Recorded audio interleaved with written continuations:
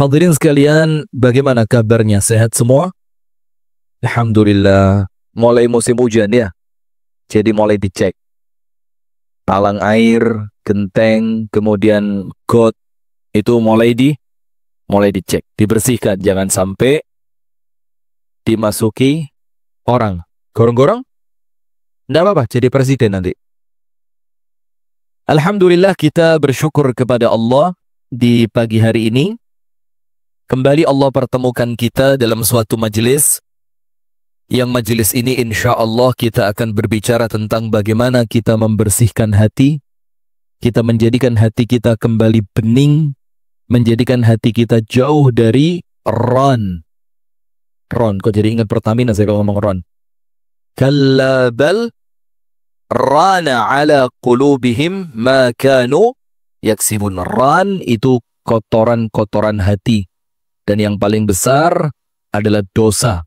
Yang paling besar yang mengotori hati itu apa? Dosa. Maka orang kalau musirun ala dhunub, terus melakukan dosa, tidak mau tobat, tidak mau istighfar, tidak merasa bersalah, maka lama-kelamaan hatinya itu akan hilang kepekaannya. Dia tidak mudah mendapatkan ilmu, dia tidak mudah mendapatkan nasihat, dia tidak bisa menikmati lezatnya keimanan dan ibadah.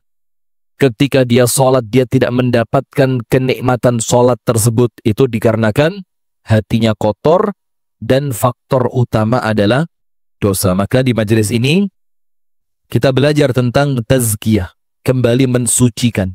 Kita belajar tentang tathhir, mensucikan. Bagaimana hati ini benar-benar menjadi wadah di mana Allah Ta'ala memasukkan bimbingan, taufik, dan hidayahnya ke dalam wadah tersebut dengan sucinya hati kita. Amin ya Rabbal Alamin. Salawat beriring salam semoga tercurahkan kepada uswah kita bersama, Nabi besar, Nabi agung, An-Nabi Muhammad sallallahu alaihi wasallam.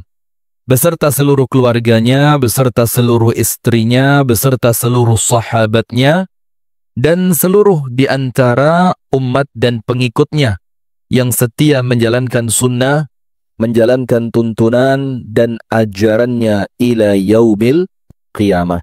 Termasuk disebutkan oleh para ulama, salah satu tips, cara, metode untuk membersihkan hati itu apa? Menjalankan sunnah Nabi. Dalam perkara-perkara yang bukan perkara yang besar. Makan pakai tangan kanan, duduk diawali dengan bismillah, kemudian makan dengan niatan untuk ibadah. Nah, perkara-perkara kecil semacam itu, ini pengaruhnya besar sekali untuk membersihkan hati. Tapi ingat, dengan niat. Dengan niat. Termasuk ketika Anda mau masuk ke dalam kamar mandi, itu niatkan menggunakan kaki kiri dalam niatan untuk mengamalkan sunnah Nabi. Ketika Anda masuk ke rumah, Anda memulai dengan kaki kanan, Anda mulai dengan ucapan Assalamualaikum dan seterusnya. Niatkan dalam rangka menghidupkan sunnah Nabi. Nah, maka dengan perkara-perkara semacam itu, maka insya Allah perkara itu akan menjadikan hati kita semakin tunduk, bersih, murni, jernih. Amin ya Rabbal Alamin. Sekarang, silakan dibuka pada halaman yang ke-83. Jadi bukunya ternyata bukunya sama, tapi karena penerbit dan tim penerjemahnya beda, maka kebanyakan yang disingkat di situ. Maka itu nanti saya pakai di Malang saja. Insya Allah bulan depan kita bagi buku yang baru. Halaman yang ke-83 yaitu ucapan dari Ibrahim ibnu Adham. Ini guru dan murid dengan siapa? Syaqiq al-Balkhi. Itu yang kemudian bulan lalu ya dipakai kajian di Masjid Nur Sholihin oleh Kus'ab, nggih Pak Desol. Jadi 10 mutiara nasihat dari Ibrahim bin Adham dan Syaqiq al-Balkhi. Ibrahim bin Adham menjelaskan tentang zuhud. Beliau mengatakan zuhud itu dibagi menjadi 3 secara hukum pengamalannya. Ada yang zuhud itu hukumnya adalah wajib. Zuhud yang wajib adalah zuhud dari perkara-perkara yang haram. Maka tidak ada pilihan. Kalau urusannya haram, maka umat Islam wajib zuhud. Karena kezuhudan dari perkara yang haram hukumnya wajib. Misalkan, na'udzubillah, ada minuman keras. Wajib kita zuhud dari minuman keras karena hukumnya minuman keras adalah haram. Misalkan, ada harta yang kita tahu itu adalah harta yang haram. Maka wajib zuhudnya. Anda meninggalkan itu hukumnya wajib. Karena harta yang haram dihukumi haram. Ada daging babi, ada memandang sesuatu yang oleh Allah diharamkan seperti auratnya perempuan berkhalwat dengan perempuan yang bukan mahram. Maka perkara-perkara semacam itu hukum zuhudnya bukan pilihan, tapi wajib. Tidak ada pilihan lain. Wajib ditinggalkan. Ibu-ibu, betul? Kemudian zuhud yang kedua, zuhud yang itu merupakan fadilah. Apabila Anda mampu melakukannya, maka Anda mendapatkan fadilah, keutamaan dan kemuliaan. Yaitu zuhud pada sesuatu yang halal. Maksudnya apa? Berlebihan dalam perkara yang halal. Makan halal, berlebihan tidak baik. Maka zuhud dalam perkara-perkara yang halal itu adalah zuhud yang fadilah. Anda punya rumah mewah, boleh apa enggak? Boleh. Anda punya kendaraan mewah, boleh? Boleh. Semuanya boleh. Karena memang perhiasan dunia ini Allah berikan khalisatan, secara murni utuh untuk orang-orang yang beriman. Jadi dunia ini lebih pantas untuk dinikmati oleh orang yang beriman dibandingkan dinikmati oleh orang-orang kafir. Akan tetapi orang beriman punya pilihan. Kalau menikmatinya dengan cara yang halal hukumnya boleh, tapi dia punya pilihan untuk kemudian meninggalkan itu. Untuk apa? Meninggalkan itu. Dan cerita dalam perkara ini banyak sekali. Termasuk Al-Imam Ahmad ibnu Hanbal ketika dapat duit yang sangat besar dari khalifah di zamannya. Imam Ahmad tolak. Sampai terakhir yang nganter uang itu dari khalifah untuk Imam Ahmad bin Hanbal menasehati Imam Ahmad. Apa susahnya engkau terima uang ini? Nanti setelah engkau terima, engkau bagikan. Yang penting kami memberikan informasi bahwa hadiah dari khalifah oleh Imam Ahmad sudah diterima. Dan khalifah tidak akan murka. Dan betul, diterima sama Imam Ahmad. Dikasihkan kepada anaknya yang bernama Abdullah. Lalu Imam Ahmad mengatakan, bagikan, jangan disisakan termasuk bungkusnya. Coba. Jadi gak kemalan duit. Kalau orang sekarang, Masya Allah. Dan perkara-perkara semacam ini memunculkan apa? Memunculkan haibahnya ilmu itu hancur. Haibah itu apa? Kewibawaan ilmu dan orang yang membawa ilmu itu hancur. Karena apa? Ternyata dia masih mudah dipermainkan oleh dunia. Maka zuhud yang merupakan keutamaan adalah zuhud terhadap sesuatu yang halal. Makan mewah, boleh. Makan sate, boleh. Gulai, boleh. Tapi ketika perkara-perkara semacam itu telah sampai pada sesuatu yang khawatir menjadikan kita terlena, maka zuhud terhadapnya itu merupakan keutamaan. Dan yang terakhir, zuhud yang hukumnya adalah keselamatan. Zuhud yang apa? Selamat. Apa itu? Zuhud dari perkara-perkara syubhat. Nah, kalau kami pribadi memahami zuhud dari perkara syubhat itu apa? Biar selamat. Nggak usah nerimalah duitnya politikus. Dan saya sampaikan dengan terang-terangan, tidak jadi masalah. Dan itu pilihan. Nggak usah nerima uang-uang dari partai. Karena kita juga tidak tahu itu uang sumbernya dari mana. Awal peruntukannya sebagai apa. Kemudian tiba-tiba diberikan kepada kita. Terus sok-sokan kita doakan. Berkahilah mereka dalam berkah dari mana? Ayat. Dan kita ini yang bergerak di dunia dakwah, hati-hati. Jangan gampang-gampang nerima bantuan. Jangan gampang-gampang nerima bantuan. Dikasih mobil oleh jamaah yang kerjanya sebagai pengusaha besar, tapi kita tidak tahu usahanya apa. Jangan-jangan usahanya Bang Tetil. Nah, narkoba. Berapa per gram sekarang? Nah, maka itu zuhud dibagi tiga. Secara hukum dalam mengamalkannya. Nomor satu, hukumnya apa? wajib. Wajib zuhud, yaitu dari perkara-perkara yang haram. Nomor 2, zuhud yang apabila Anda lakukan, Anda dapat keutamaan, Anda mulia di sisi manusia dan di sisi Allah, yaitu zuhud terhadap perkara-perkara yang halal. Ambil secukupnya saja. Maka saya tidak bisa move on dari ucapannya Kiai Haji Ahmad Dahlan. Kalau yang sering didengarkan, hidup-hidupilah Muhammadiyah, jangan cari hidup di Muhammadiyah. Ada satu kalimat besar yang beliau punya, bahkan melebihi itu. Beliau bilang apa? Kerjalah sekeras-kerasnya, carilah uang sebanyak-banyaknya, gunakan untuk dirimu, istri dan anakmu secukupnya, jangan mewah, sisanya dermakan di jalan Allah. Wah, itu dahsyat banget. Dan terbukti, gak omong tok. Di zaman pengusaha batik yang lain rumahnya mewah, Kiai Haji Ahmad Dahlan itu salah satu pengusaha batik besar. Rumahnya jelek. Rumahnya jelek. Tapi beliau bangun apa? Beliau membangun Islam dan kaum muslimin. Nah, ini lek dikai omong tok ya enak, keren ya. Kayak diamal nih baru kerasa abote ya. Wong kita lihat sekarang, Masya Allah, Masya Allah. Lek gak mewah, gak keren kok. Muhammadiyah lek batik gak anyar, gak asik kok. Iya. Tiap rapat batik anyar sekarang, Masya Allah. Iya, Bi. Jangan, Bi, serangan. Lanjut. Dan yang terakhir, zuhud yang apabila diamalkan selamat, akan menjadikan Anda jauh dari musibah, jauh dari keburukan, jauh dari bencana dan azab. Zuhud apa? Dari perkara-perkara yang hukumnya masih boleh tidak. Ini uangnya dia halal atau haram. Dia kalau ngasih sesuatu, jangan-jangan nanti menuntut dari saya sesuatu yang tidak dihalalkan oleh syariat. Maka mendingan apa?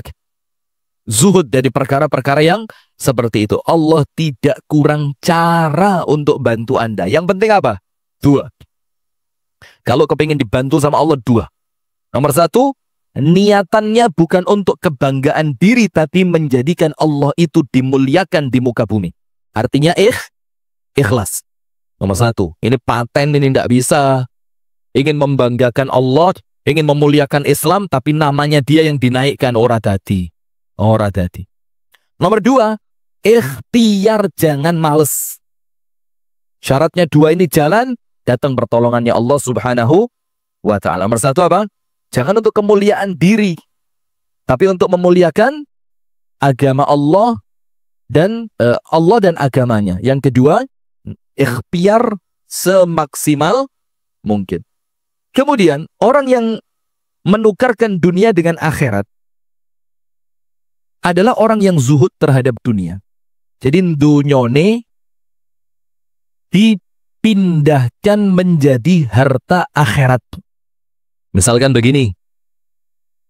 Dan subhanallah ya, kalau mau ngomong contoh ini kita contohkan dikira umum. Ngerti umum enggak? Umum itu omong kosong gitu loh.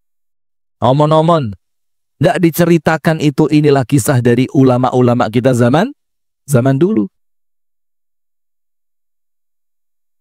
Jadi orang yang menukarkan dunia dengan akhirat adalah orang yang zuhud terhadap dunia. Maksudnya begini, ketika dia memiliki sesuatu yang berupa perkara-perkara duniawi, itu dibalik menjadi perkara ukhrawi. Tanah yang awalnya sertifikat SHM, apa SHM?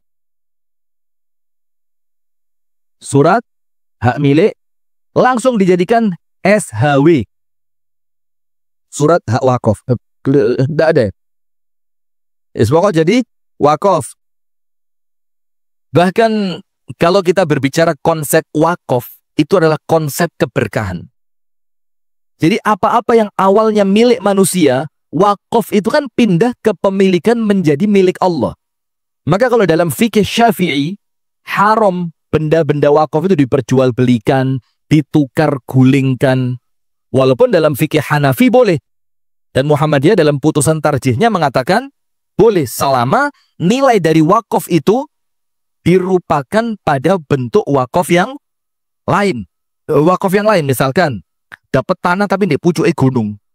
Sementara orang Muhammadiyah kan tidak suka semedi. Nah, repot ini.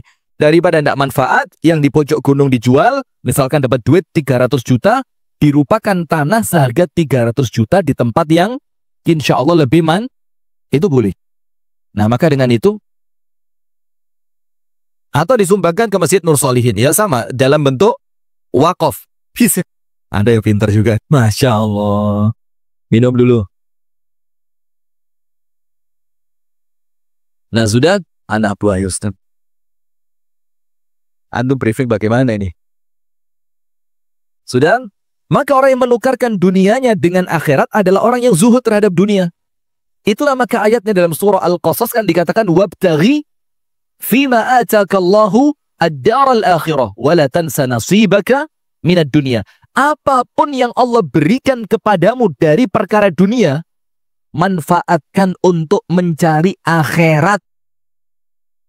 Manfaatkan untuk mencari akhirat sebesar-besarnya. Untuk dunia, cukup pada kalimat sing penting ojo lali. Don't forget. Cukup itu aja. Untuk dunia ini yang penting jangan lupa. Tapi untuk akhirat, manfaatkan sebesar-besarnya.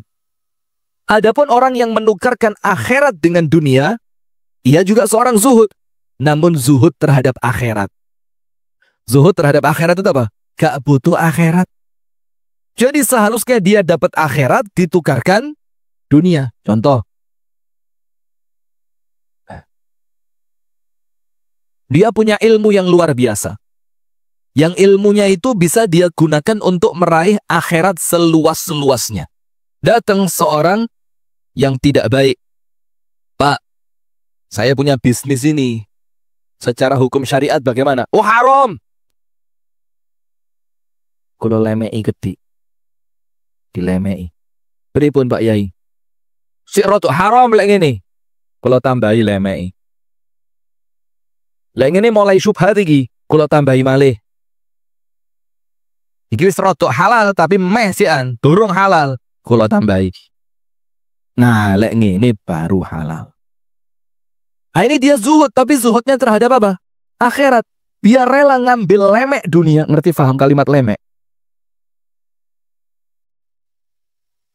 Untuk apa? Memuluskan tujuannya sampai ulama itu terbeli fatwanya yang awalnya haram dijadikan halal. Nah ini, orang yang menukarkan akhirat dengan dunia. Seharusnya dia mendapatkan kemuliaan akhirat dengan ilmunya, ternyata dengan ilmu itu, dia menjadikan ilmunya untuk jualan akhirat. Karuan jualan rawon timbang jualan akhirat. Amanah. Karenanya, ketika seseorang berkata kepada seorang soleh, jadi ada orang datang kepada salah seorang di antara solihin. Masya Allah. Di antara orang-orang yang solih. Maka mengatakan begini, aku tidak melihat seorang pun yang lebih zuhud dibandingkan dirimu. Jadi orang soleh tadi dipuji. Panjenengan ini orang paling zuhud yang pernah saya temui. Maka orang solih itu berkata, engkau lebih zuhud dibanding saya. Langsung diwalik. Nah, sampai guyok nih aku, sampai tak guyok nih gitu loh. Jadi mau menjerumuskan orang solih itu dengan pujiannya. Diwalik. Engkau jauh lebih solih dibandingkan, engkau jauh lebih zuhud dibandingkan diriku. Aku zuhud terhadap dunia yang tidak kekal dan tidak setia, sementara engkau zuhud terhadap akhirat. Maka siapa yang lebih zuhud di antara kita? Ya kamu. Jadi gini ceritanya. Ada orang sugih luar biasa tapi medit. Sugih luar biasa tapi medit. Datang ke orang soleh. Setiap dia punya duit, sodakoh. Punya duit, wakaf. Punya duit, hadiahkan ke orang lain. Punya duit, dibagikan kepada tetangga dan keluarganya. Maka orang kaya yang medit tadi, sok-sokan ngelem orang soleh itu. Panjenengan itu pancen ngeten.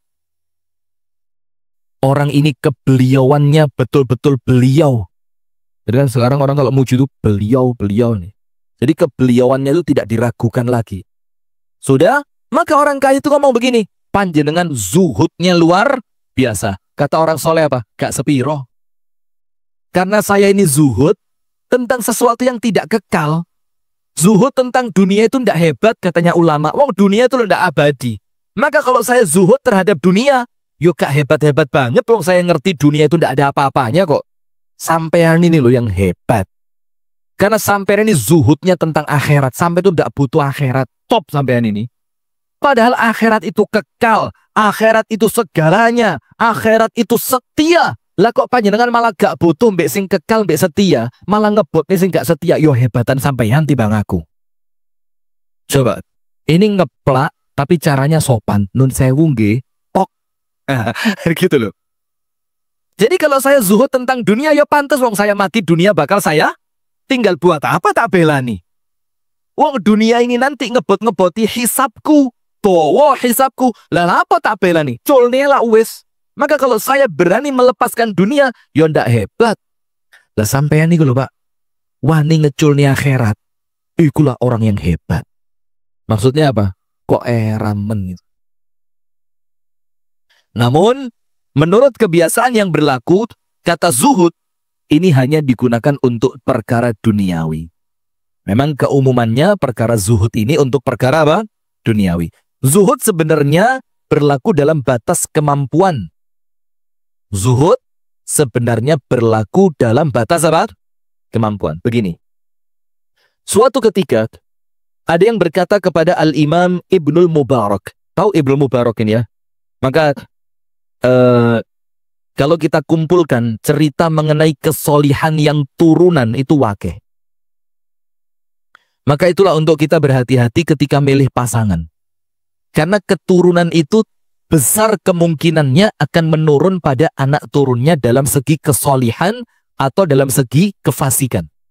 Itu nurun. Contoh pertama, dalam surat Al-Kahfi, ketika ada dua anak yatim, yang oleh Allah tembok yang menyimpan harta mereka diselamatkan lewat Nabi Musa dan Sayyiduna Khadir.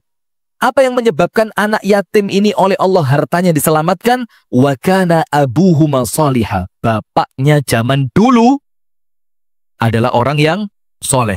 Dan ternyata bukan bapak langsungnya, bapak yang ketujuh. Jadi mbah. Sampai nomor 7 itu kebaikannya masih membekas pada keturunannya yang ketujuh. Contoh pertama, maka turunan itu ya penting. Maka dilihat bibit, bebet, popot, jangan ditelok ganteng itu. Ganteng pegatan ya wakai iki dilungkas enek ganteng pegatan. Na'udzubillah min dzalik. Siapa? Abu Sanu mengerti biasanya siapa? Ganteng keker.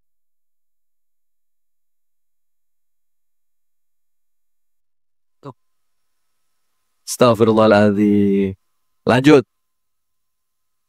Contoh kedua. Ini tadi saya sampaikan di Masjid Nurul Falah. Ketika Umar bin Al-Khattab menemui seorang perempuan yang sama ibunya disuruh nyampur air dengan susu. Perempuan itu menolak. Iya enggak?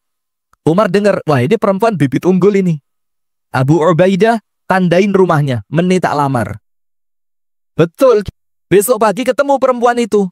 Sama Umar ditanya, sudah punya suami? Belum, bibit unggul. Dicari anak-anaknya Sayyiduna Umar, ternyata semua sudah nikah masing-masing. Akhirnya oleh Umar dinikahkan dengan putranya yang bernama Salim. Sampai akhirnya perempuan itu punya anak dan punya cucu. Siapa cucunya? Umar bin Abdul Aziz. Karena apa? Ibunya jagoan. Contoh ketiga, Abdullah bin Al-Mubarak. Ada seorang laki-laki penjaga kebun anggur namanya Mubarak. Ketika tuannya dapat tamu, Mubarak dipanggil. Mubarak, Rene, golek nih anggur sing enak. Sampai berulang kali, anggurnya kecut terus. Kok kecut? Kok kecut? Sampai tuannya murka. Anda kan kerja di kebun kurma ini sudah bertahun-tahun. Mana?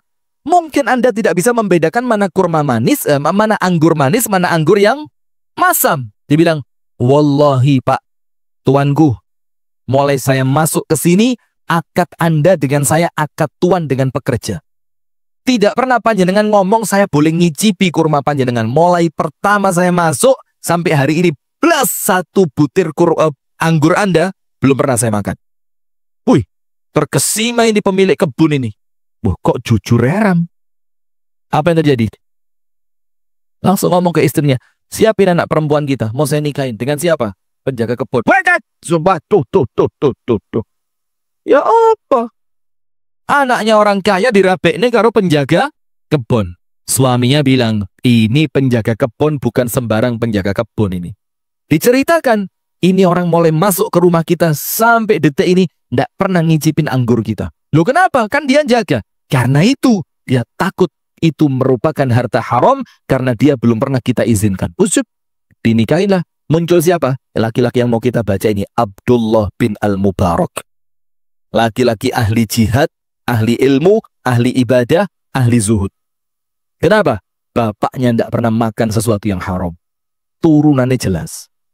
Maka kalau milih itu ya dicek dulu. Bibit, bebet, dan bobotnya. Nah, suatu ketika ada yang berkata kepada Abdullah ibn Mubarak, Ya Zahid, wahai orang yang zuhud. Dipanggil Ya Zahid. Maka Abdullah ibn Mubarak menyauti orang itu. Orang zuhud adalah Umar bin Abdul Aziz. Kata Abdullah bin Al-Mubarak, bukan saya orangnya. Salah alamat panjenengan. Panjenengan manggil saya zuhud itu keliru wong. Salah orang. Karena orang yang zuhud itu adalah Umar ibnu Abdul Aziz. Karena dunia datang menghampirinya dalam keadaan hina, lalu dia meninggalkannya. Bayangin, itu loh zuhud. Jadi ketika Umar bin Abdul Aziz itu menjadi khalifah, itu dunia datang kepadanya, tapi ditolak igape. Moh. Rasudi, ojo nyedek marang aku. Aku gak gelem akhiratku rusak gara-gara dunia. Kalau saya, kata Abdullah bin Al-Mubarak, zuhud, karena kepeksa. Gak sing teko kok. Mau apa kalau ndak zuhud? Kita ini kan ahli masjid gara-gara memang ndak punya kesibukan. Kita ini ahli majelis ilmu gara-gara ndak kerja. Kafe sedang tutup. Ya, datang. Coba kafenya buka, datang. Oh, istimewa. Karena memang mau jualan duren. Pas, ini kan momen. Jadi istimewa. Mana lagi?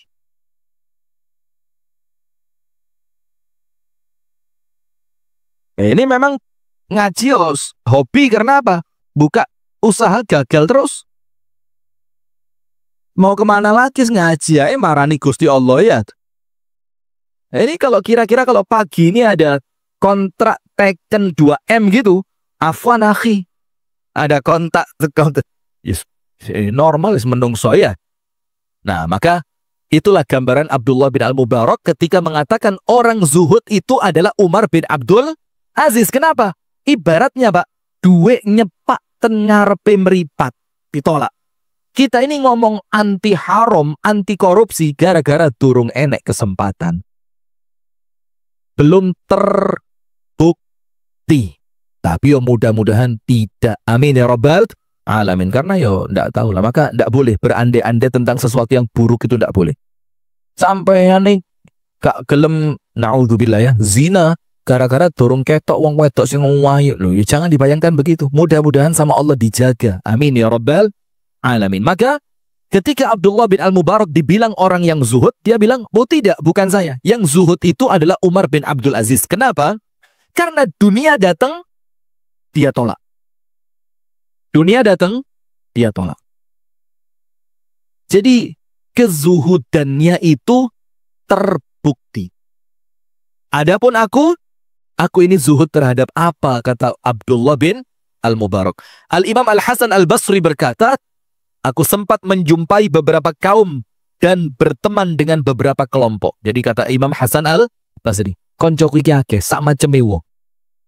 Wong sugih yo enek, bisnismen enek, alim enek, abid ahli ibadah juga sak maceme wong tak kumpuli. Mereka tidak pernah suka terhadap harta benda yang datang, pun tidak pernah sedih terhadap harta benda yang pergi. Jadi entuk ya biasa saja.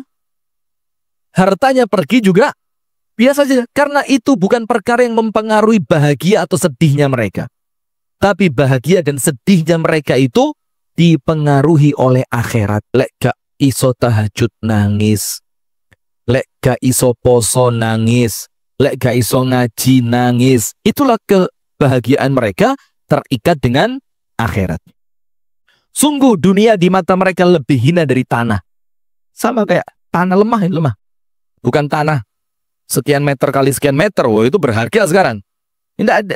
Dunia itu seperti pasir laut di pinggir pantai itu loh. Gak ada artinya untuk mereka, gak diwasni blas. Di antara mereka ada yang bertahan selama 1 tahun atau 2 tahun tanpa satupun helai baju miliknya dilipat. Ngerti enggak? Gak tahu salin.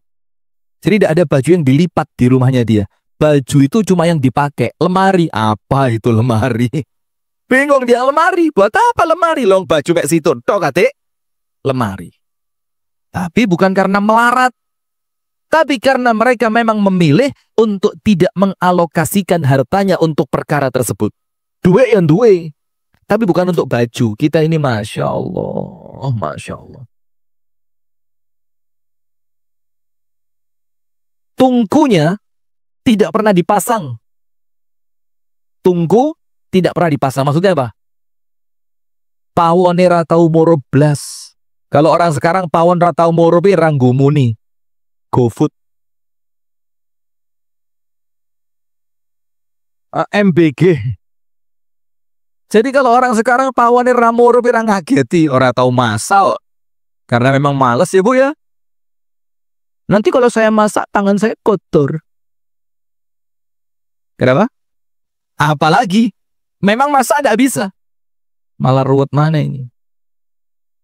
Kemudian tidak pernah beralas apapun dan tidak pernah menyuruh memasak makanan. Saat malam tiba, ia berdiri di atas kaki, berhamparkan wajah, air mata mengalir membasahi pipi, bermunajat kepada Allah agar mereka dibebaskan dari neraka. Ada satu cerita lagi. Ada satu anak dari kalangan sahabat Nabi. Bapaknya mau meninggal. Nangis bapaknya nih. Anaknya tanya, "Pak, kenapa kok nangis? Sementara panjenengan ini 40 tahun semenjak saya punya akal yang bisa mengingat sesuatu." Maksudnya mulai akil balik.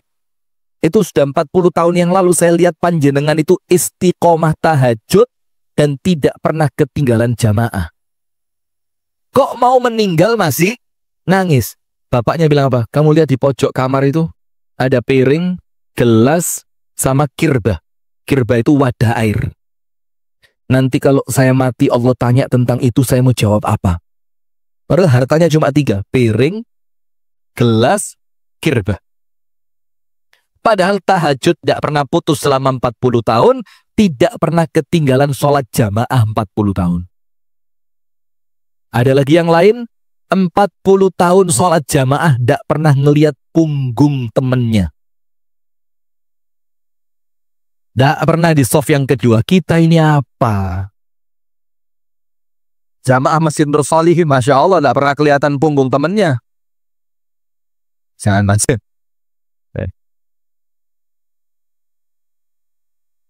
Ya maka kalau makin begitu istiqomah sholat di sini nih. Nah, itu nanti insya Allah kalau sini selesai susah ini. Kita lanjutkan. Maka artinya mereka itu menganggap dunia itu sesuatu yang gak dianggap serius. Ento alhamdulillah, kak ento biasa saja. Dan kalau kita mau ngomong kehidupan seperti ini, yo harus milih komunitas. Kalau komunitas Anda orang-orang yang mentereng, terus Anda sok-sokan seperti ini, yo ngenes Anda. Ngenes. Kumpulnya sama apa? Wong-wong deso. Wong-wong deso. Dan alhamdulillah saya sama teman-teman ini mulai ngerti lah ya apa uripe wong deso itu. Ketika kami masuk itu, ya Allah. Terakhir yang mana di listrik itu? Listrikan itu, daerah listrikan. Itu rumah genteng tok, ndak ada asbesnya. Mau masang lampu, antu foto ndak waktu itu? Mau masang lampu, gak ruwet, dikei kayu tang, lampunya dibor. Jadi masang lampunya bukan di tempat seperti ini. Gara-gara cuma genteng, langsung tembok, lampunya digantung di mana? Dikei kayu, seret, dipalang gitu kayunya, dikei ganjel loro, dimur. Tempatnya lampu apa namanya? Pitingannya dimur situ. Yo urip. Yo iso ngajar ngaji. Yo punya murid. Senyumnya ngalang-alai senyumnya pedagang duren lek durene gak payu. Lega uripe Masya Allah. Nah maka memang nampaknya kita perlu muhasabah. Kayaknya kita ini mulai dipermainkan sama dunia kayaknya. Kayaknya iya. Jadi baju itu les digawe ping 4, ping 5 kudu genti. Ini aturannya siapa? Makan 3 hari sekali. Tidak ada aturan itu.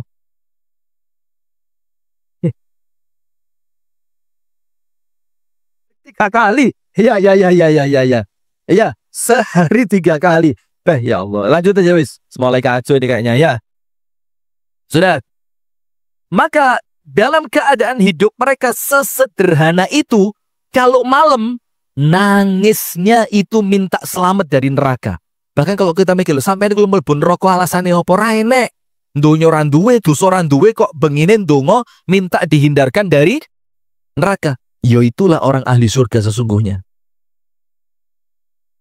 Kemudian saat melakukan amal kebaikan mereka selalu bersyukur dan memohon kepada Allah untuk amal baiknya diterima. Jadi kalau mereka bisa ibadah, itu matur suwun, alhamdulillah saya bisa ibadah. PR-nya satu, ya Allah jadikan ibadah ini diterima. Kemudian saat melakukan keburukan, mereka sedih sekali dan memohon kepada Allah agar ampuni keburukan yang mereka perbuat.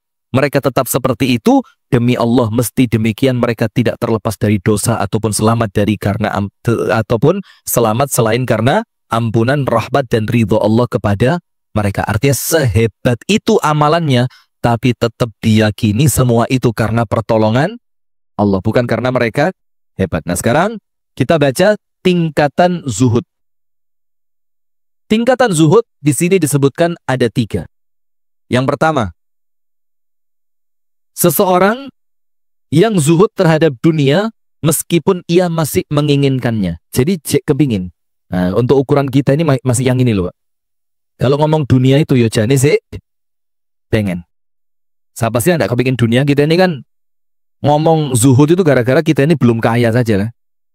Terus kalau kita tanya, apakah orang kaya pasti bahagia? Itu jawabannya kompak. Tidak. Yang mana itu jawabannya mau melarat. Jadi kalau cerita tentang harta itu kayak hasad banget be wong sugih itu. Jadi kalau ada pertanyaan, apakah yang kaya pasti bahagia? Tidaknya tuh be rotok mangkel-mangkel ngenyek wong sugih itu.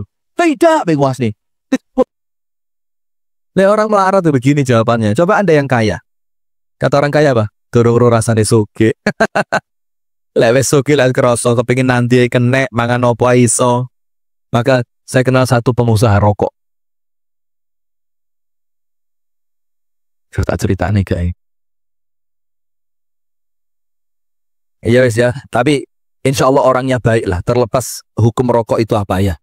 Sudah, dia itu Pak membangun pondok besar sekali. Dan masya Allah, amali ya wakeh. Jangan ngomong, Allah, amal dari uang haram itu tidak diterima. Ojo kemenyek. Santai saja, santai saja. Iya. Ngelihat orang itu dengan pandangan rahmat, jangan melihat dengan pandangan kebencian. Lah kita ini dakwah tapi atine penuh dengan kebencian. Ya ora dadi. Dakwah itu lembut, nyenengke, melihat orang lain itu dengan pandangan kasih sayang, itu betul. Terus ketika temannya datang ke rumahnya, yang orang pengusaha rokok tadi, terus sok, ya bukan sok ya mungkin ikhlas menasihati tentang Ustalah, antum lah wes sugih ha, golek liyane lah, usaha yang lain. Ya bikin properti, usaha apalah yang antum borong tebu, karena teman-temannya ini orang-orang yang hidup di dunia itu borong tebu segala macam. Enak-enak, iso tak golek nih dalan. Jawabannya apa? Ente iki durung ngrasakno legine cukai. Durung ngrasakno legine apa? Uang cukai. Artinya duit rokok itu kata dia, legi. Lewes kerosok, gak mungkin ngomong ini. Bahkan kadang-kadang mungkin tebumu kok gua kon ganti bisnis tembakau ini. Nah itulah repotnya kalau terlanjur apa? Ngerasakno legine sesuatu yang berbau duniawi. Ketika diajak untuk mundur, gak siap kroso pahit. Maka dengan itu Nabi Muhammad mengatakan apa? Saya tidak khawatir umatku ini melarat. Siap umatku ini melarat. Yang saya khawatirkan ketika umatku itu oleh Allah dunia dibuka untuk dia. Fatanafasuha kama tanafasuha fa'ahlakatkum kama ahlakathum. Maka kalian akan rebutan, akhirnya kalian celaka seperti orang sebelum kalian rebutan dan mereka telah celaka. Jadi memang dunia ini Rasul bilang apa? Hulwah. Hulwah itu apa? Sweet, manis. Khadirah, warnanya hijau. Anda kalau jalan-jalan ke desa, pas padi itu baru ditanam dan hamparannya luas, enak enggak dilihat? Ya itulah.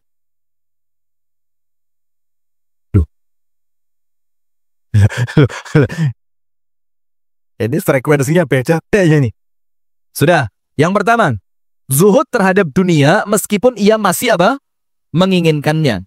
Hatinya condong pada dunia dan jiwanya mencintai dunia itu. Wes ini normal lah, kita banget ini. Tapi hatinya kepingin apa? Ya Allah, jadi yo kepingin zuhud saya ini ya Allah. Tapi saya masih cinta dunia. Namun, ia memerangi dan menahan jiwa darinya. Orang seperti ini disebut orang yang mengusahakan diri untuk zuhud. Ini orang yang apa? Ikhtiar untuk zuhud. Atine sik karep, sik kerasa bahwa dunia itu penuh dengan kenikmatan, tapi dia mulai, aduh, jane yo rotok ger-geri apa gitu loh. Ini orang yang berlatih untuk zuhud. Yang kedua, orang yang meninggalkan dunia dengan sukarela, karena baginya dunia tidak ada nilainya. Ia sadar betul bahwa ia berzuhud. Perumpamaannya seperti orang yang meninggalkan 1 dirham demi mendapatkan 2 dirham. Nah, ini orang yang mulai ngerti zuhud. Kalau yang pertama tadi masih apa? Ikhtiar, latihan, kepingin zuhud. Karena hatinya masih terikat dengan dunia. Dikon ninggalo durung iso. Tapi dia ngerti, ini tidak baik, harus ditinggal. Kalau tidak ditinggalkan sekarang, akan ditinggalkan ketika dia mati. Wes ngerti deh. Tapi latihan. Dan semoga oleh Allah diberikan kesuksesan. Amin. Yang kedua, orang yang ngerti. Dia tinggalkan sukarela. Tapi apa? Dia ngerti, saya meninggalkan dunia ini, saya dapat 2. Jadi seakan-akan ditawani, 1.000. Oh, gak. Karena dia tahu kalau 1.000 itu dia tinggal, dia bakal dapat 200.000. Jadi si ono iming-imingi. Jadi ini orang yang sudah mulai ngerti, meninggal dunia dapat akhirat, ngerti dia. Ini orang yang sudah mulai paham tentang zuhud. Dan yang ketiga, orang yang meninggalkan dunia secara sukarela dan bersikap zuhud di dalam kezuhudannya. Wah, kabut ini. Ini kalau puasa gitu, khawasul khawas. Wes poso niku bener-bener poso yang kudu ngenteni maghrib. Tapi poso itu betul-betul untuk menjadikan dirinya tertahan dari semua keburukan-keburukan dunia. Jadi coba poso ini gak enek maghrib gitu tetap poso orang ini. Kalau panjenengan poso gak enek maghrib, ngeluh panjenengan, poso apa iki gak enek maghrib ini. Nah, maka orang yang meninggalkan dunia secara sukarela dan bersikap zuhud di dalam zuhudnya, sehingga ia tidak merasa meninggalkan apapun. Ngerti tidak? Jadi zuhudnya dia itu gak dianggap sama dia, alah ini ki kudu zuhud, ini ki biasa. Seperti orang yang ibadah, dan dia menganggap ibadahnya itu tidak ada apa-apanya. Rajin tahajud, rajin puasa, istiqomah ngaji, silaturahim tidak putus. Dalam keadaan dia tidak menganggap dirinya telah melakukan apapun. Oh, ini paling top ini. Ini orang paling top. Dan itu yang oleh Allah dicari. Jadi zuhud terhadap kezuhudannya. Dia tidak menganggap zuhudnya itu sesuatu yang istimewa. Karena dia menganggap apa? Ini memang harus begini. Memang harus begini. Jadi ketika saya mampu zuhud, sebenarnya saya tidak melakukan apapun. Nah, paham tidak bedanya 1, 2, 3? Nomor 1, si latihan. Si cinta dunia, tapi dia mulai ngerti, dunia ini tidak baik. Dunia ini racun.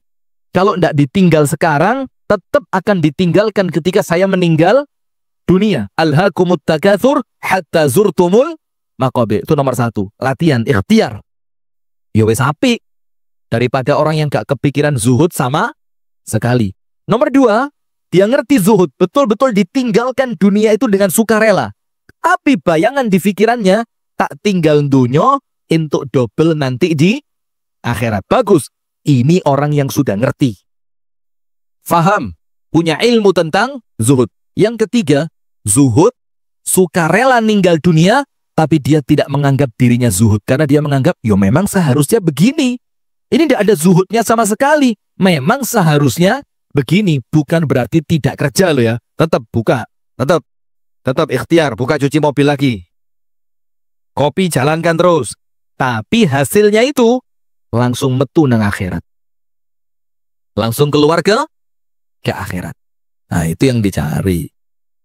Jadi dia tidak menganggap, loh, ini bukan zuhud, ini memang saya sedang bangun akhirat. Ini yang dicari.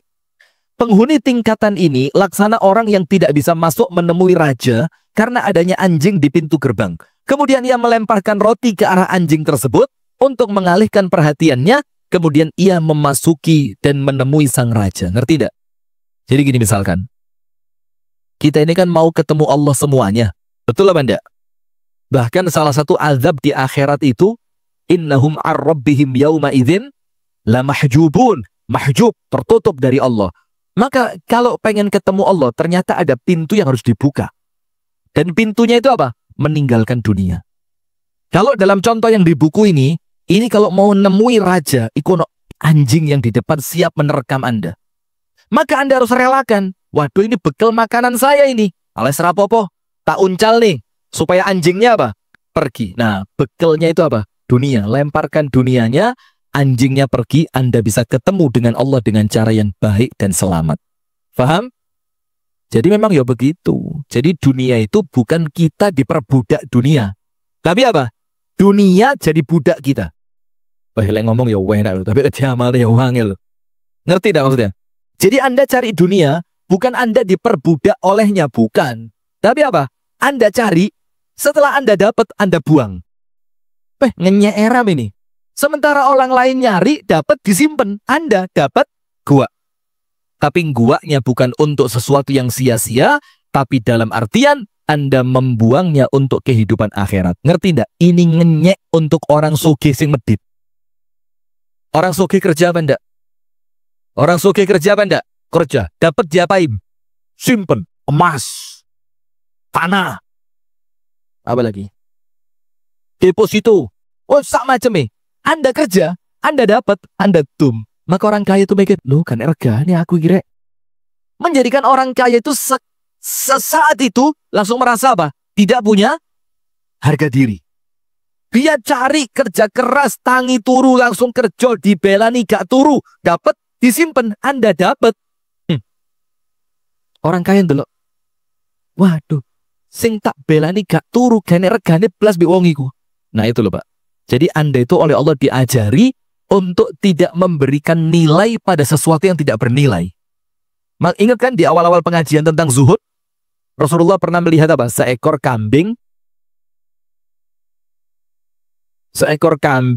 yang sudah jadi bangkai. Ketika hidup pun kambing itu apa? Cacat. Terus mulai metu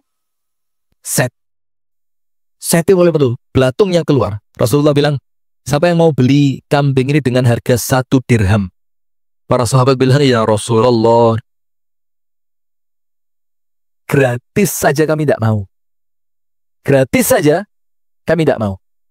Rasulullah bilang apa? Kamu tahu tidak, dunia lebih hina dari bangkai kambing cacat ini. Masuk saya rebutan. Itu kalau dunia itu sama Allah dihapus, dibuka tabirnya, yaitu hakikatnya dunia. Cuma saat ini kan meripat kita ini ketutupan apa? Tabir. Tabirnya apa?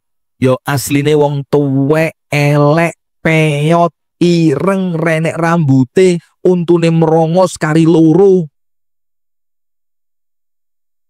Terus Anda dibilang gini, Mas, Rene ada gila nih. Nah gitu.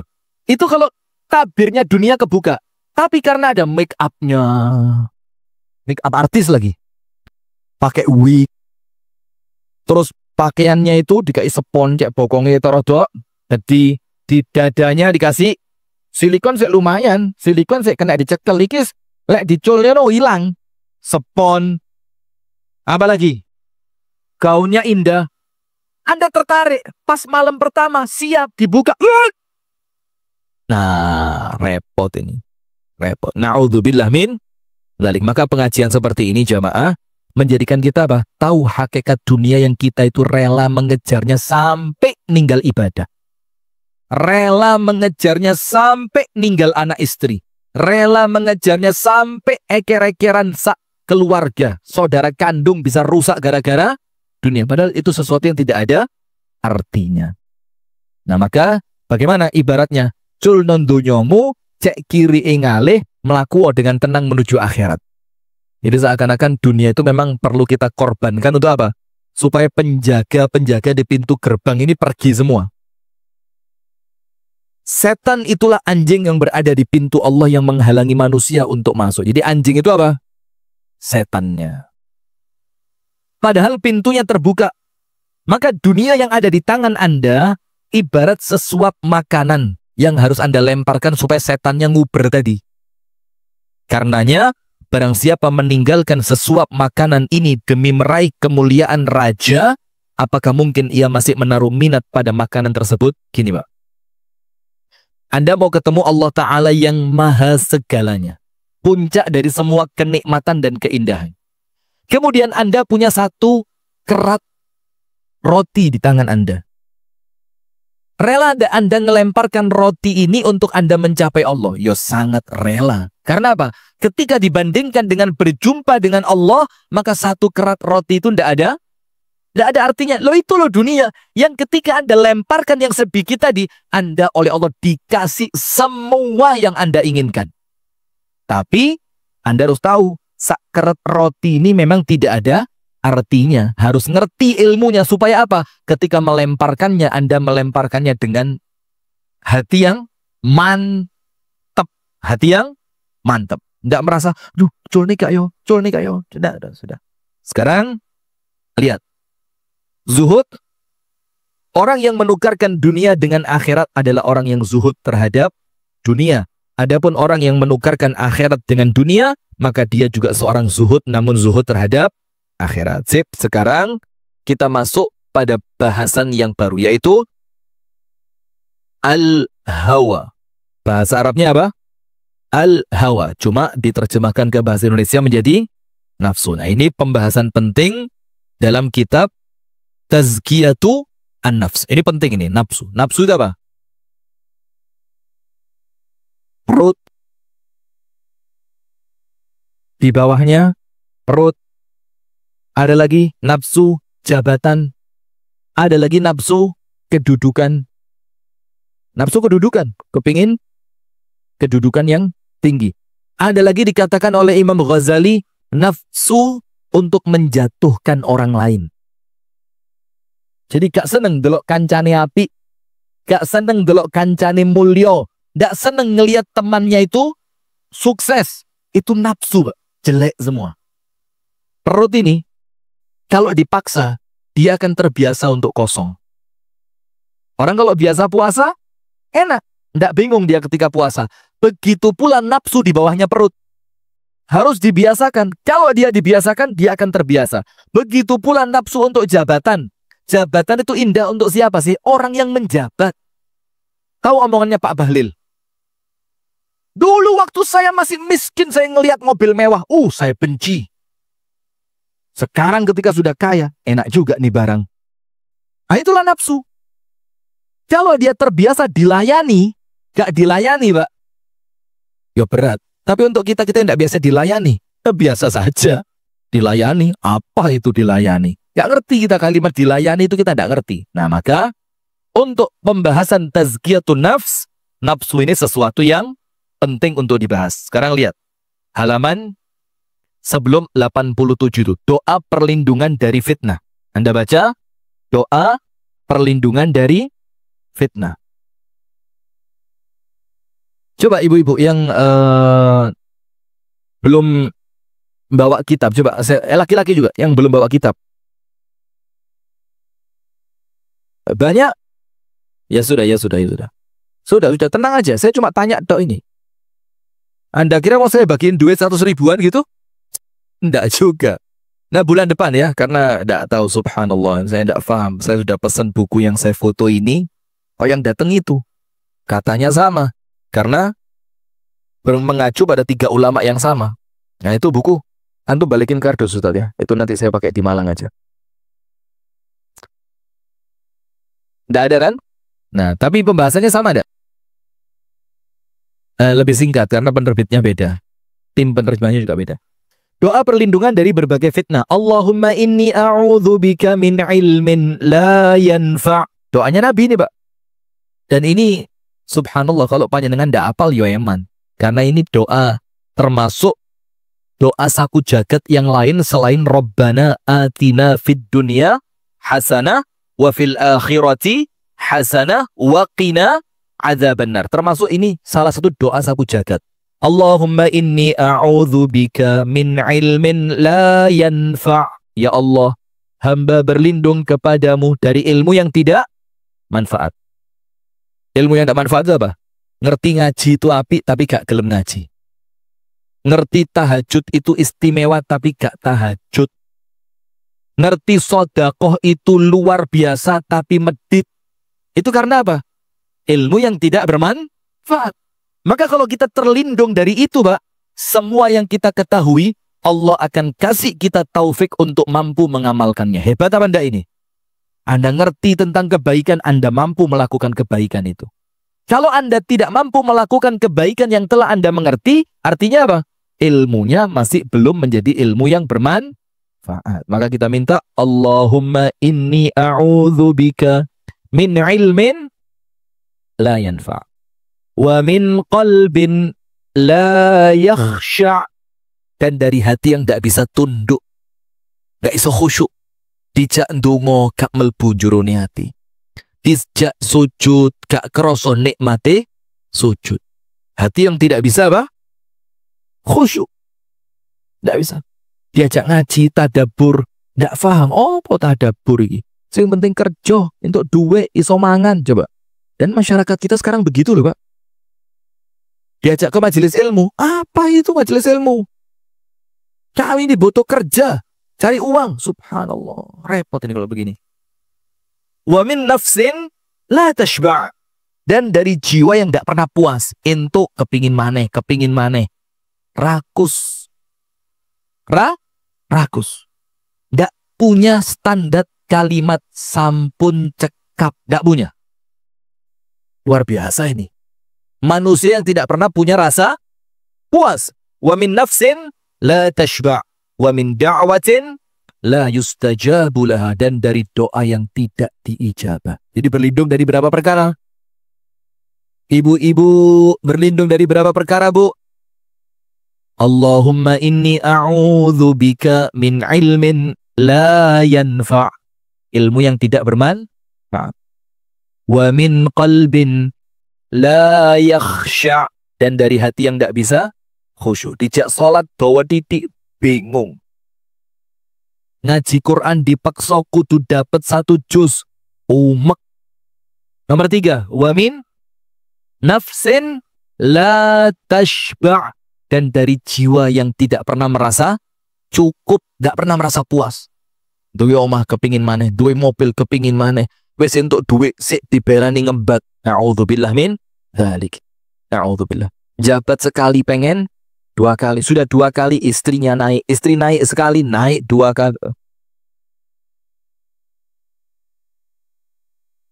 Puas lagi, anaknya maju, mantune maju. Kalau ndak gitu orang suruhannya dia maju. Sampai banyak orang punya rumah itu di atas namakan orang lain.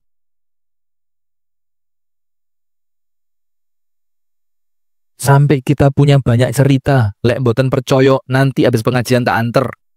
Rumahnya megah, sofanya mewah, setiap kamar ada toiletnya, renek sing nenggoni.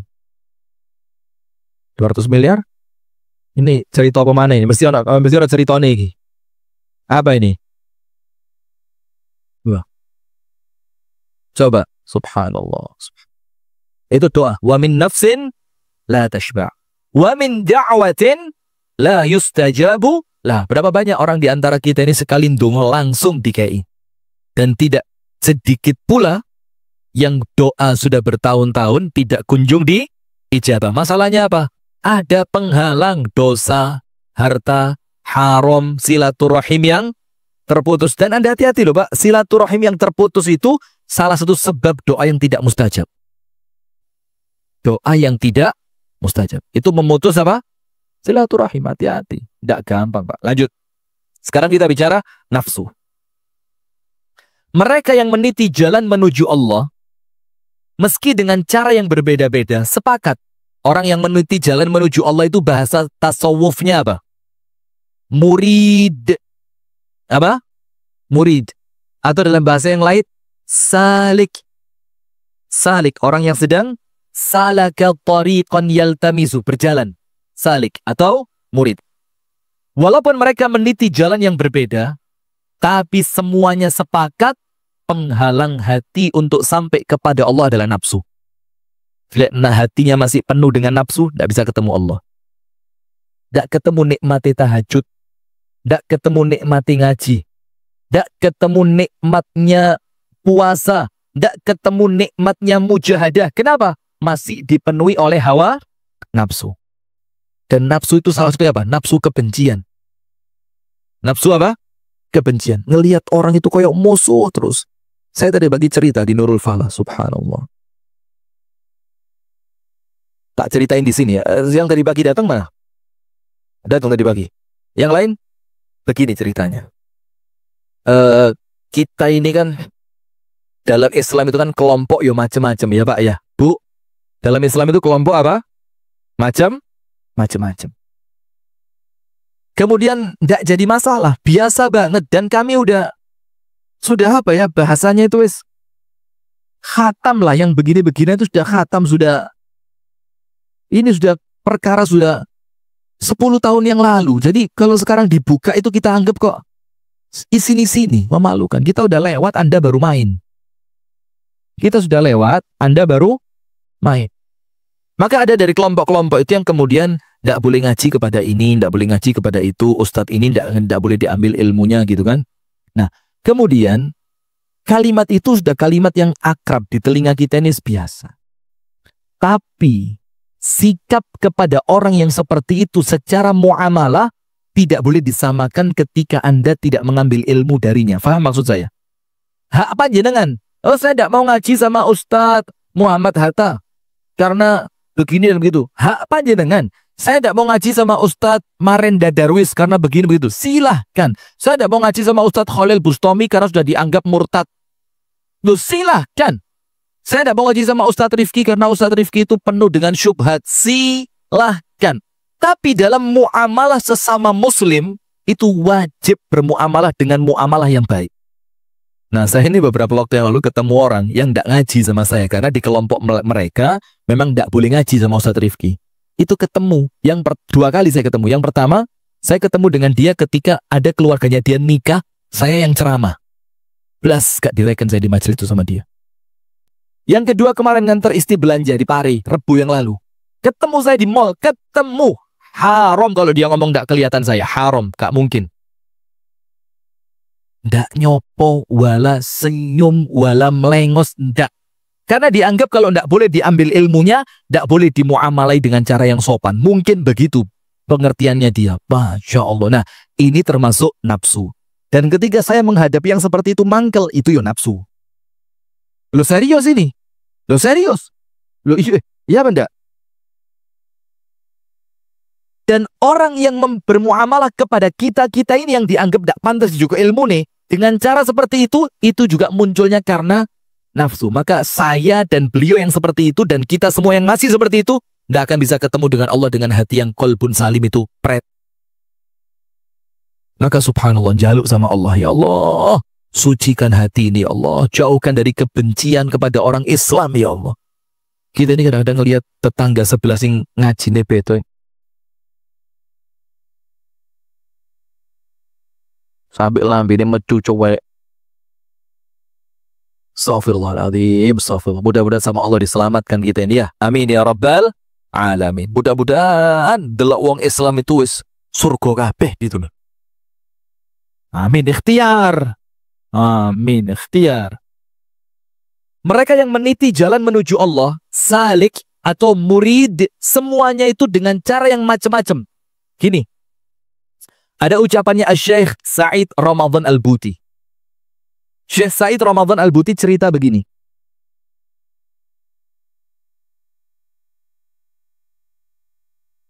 Saya ini mau ketemu sama Allah, kata beliau. Fa'asluk tariqah at-tahajud. Saya ambil jalan ketemu Allah lewat sholat tahajud.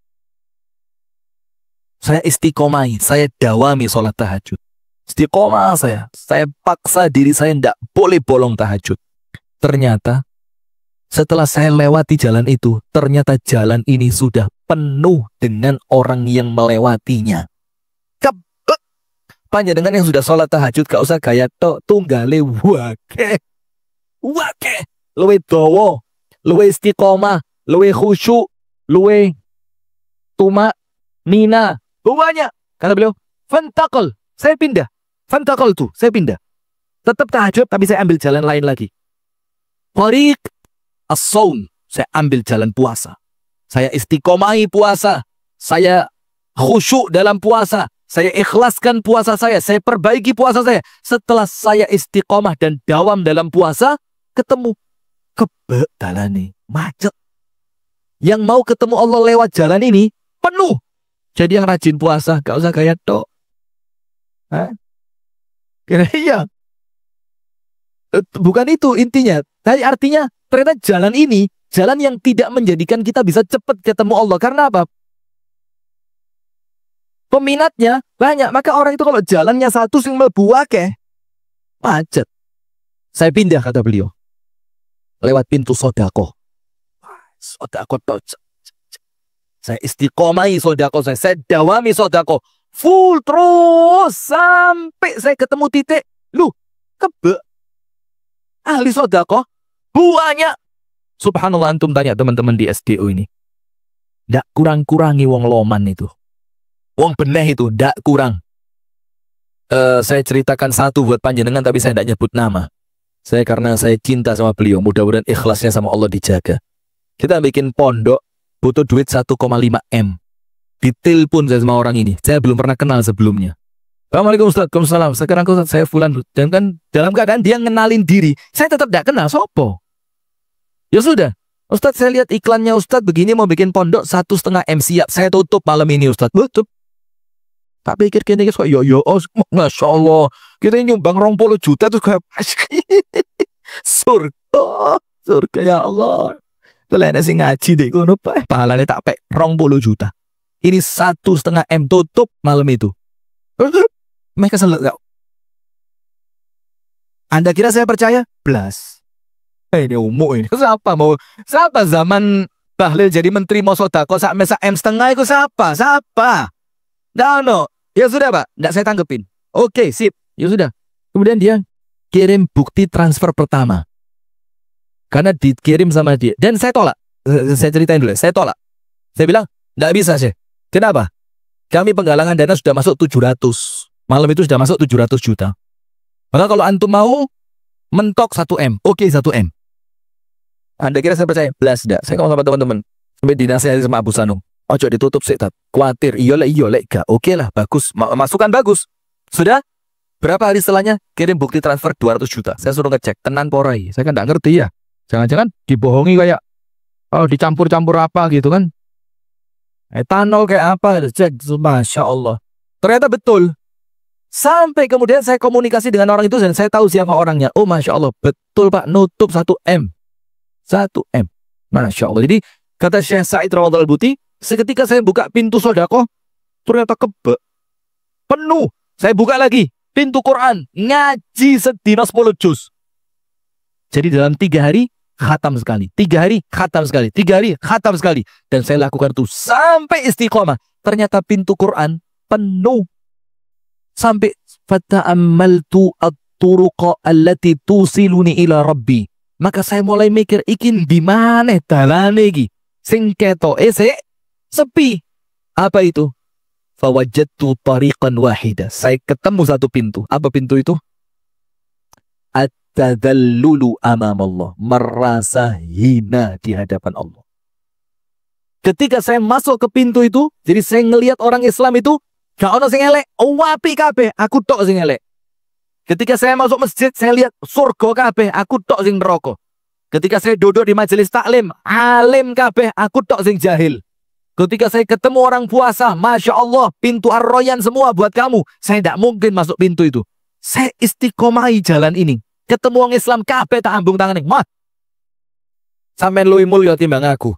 Saya hina di hadapan Allah, hina di hadapan Allah. Ketika saya istiqomahi jalan ini, ternyata apa? Kosong gak nek wongi. Dan ternyata jalan ini, jalan yang paling cepat mendatangkan keridhaan dari Allah dan berjumpa dengan Allah. Pertanyaannya satu. Kenapa? Semua pintu ibadah itu penuh.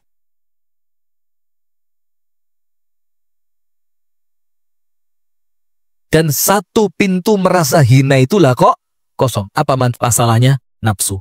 Semua pintu ibadah kecampuran nafsu. Orang kalau istiqomah tahajud, Pak, sedikit banyak ada ujubnya. Nanti ketika orang cerita tahajud, walaupun dia tidak ngomong, tapi apa juruni hati? Sampai saya cerita aku istiqomah 17 tahun. Elah.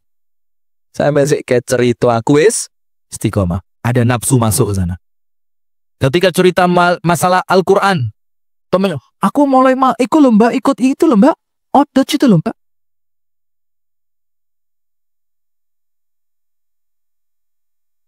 Awards, apa itu awards? Kita Dutch, one day one juice, Anda one week. Oh ya lewat. Lah ini nafsu ini. Ujub ini ya kan? Aku melek lomba sing one day one juice ku lomba. Terus cerita, sampai piro Mbak? Alhamdulillah Mbak wis istiqomah 3 bulan lho Mbak, khatam ping 3 wisan. Terus di sebelahnya gak ngomong, gak mikir. Halah. Ke 3 bulan. Oke, ini wis mulai zaman si perawan biyen kok alah ngene iki lho. Sini-sini aku lek ngomong deh kedelep kabeh sampai masuk. Ketika ngomong tentang sedekah, ini cerita, iki sedekah sampe ne. Saem. Lah aku tanahku sing tak wakaf niku lek di duit nih ya saiki kira-kira 17 M, tapi aku ora gelem ngomong. Coba. Nah, maka kata Syekh Said Ramadan Al-Buti, semuanya kemasukan nafsu dari semua bentuk ibadah tadi. Yang itu menjadikan dia tidak semakin dekat kepada Allah, tapi semakin jauh. Nah, tapi jalan merasa hina ini, tapi kudu epok-epok loh ya. Gimana? Epok-epok ini apa? Epok-epok ini lip sync.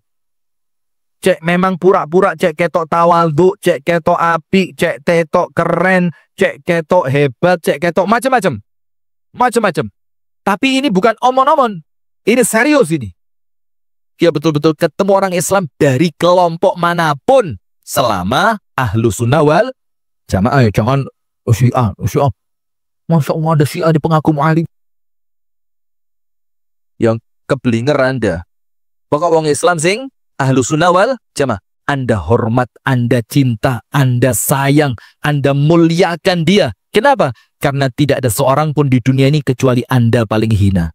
Ternyata kata Syekh Said Ramadan Buti, jalan ini kosong. Kenapa? Karena nafsu tidak main di situ. Tidak ada orang bangga karena hinanya. Aku kalau hina rek, masya Allah rek, hina lagi. Aku 7 tahun gak sholat masuk. Tidak ada. Tidak ada orang merasa hina karena kehina apa? Orang merasa bangga karena hina. Nah, kata Syekh Said Ramadan Buti, ini yang jauh dari nafsu.